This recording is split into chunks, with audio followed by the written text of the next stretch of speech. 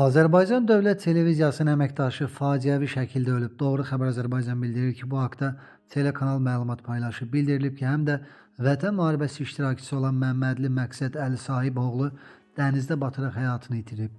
O, media qurumunda informasiya proqramları studiyasının prodüseri kimi çalışırmış.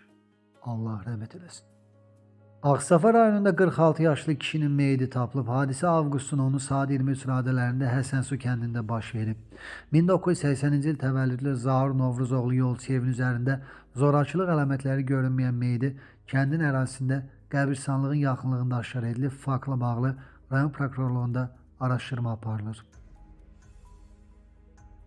Beyləqan rayonunda 11 yaşlı oğlanı avtomobil vurub. Hadisə rayon ərazisində qeydə alınıb. Belə ki, hərəkətdə olan Çanqan markalı avtomobil 2015-ci il təvəllüdlü oğlanı vurub. Qəzanı törədən sürücü hadisə yerindən dərhal qaçıb, yaralı yaxınlıqda olan şəxslərin köməyi ilə xəstəxanaya çatdırılıb. Vəziyyətinin ağır olduğu bildirilir.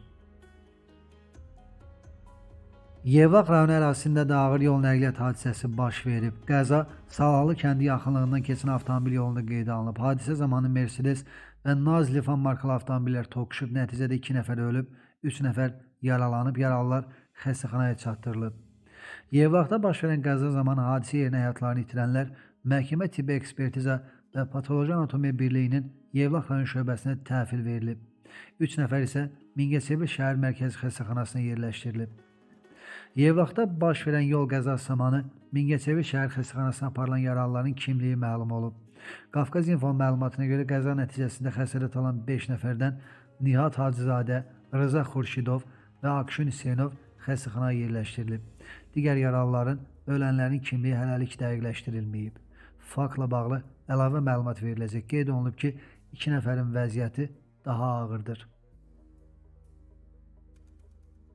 Xəbər verdiyimiz kimi Bakı-Quba avtomobil yolunda baş vermiş ağır qəza nəticəsində Azərbaycan Avtomobil Yolları Dövlət Agentliyinə məxsus Mitsubishi markalı minik maşının sürücüsü həyatını itirib.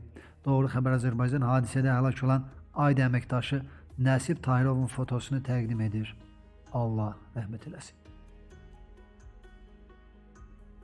Dünən Kürdə batan 21 yaşlı gəncin meyidi tapılıb. Bu barədə Fövqəladə Hallar Nazirliyi məlumat yayıb. Bildirilib ki, Kür çayının Mingəçevir şəhərinin keçən hissəsində batan 2005-ci il təvəllüdlü Abdullayev Təhməz Natiqoğlunun meyidi sudan çıxarılaraq aidiyyatı üzrə təhvil verilib. Faktla bağlı araşdırma aparılır.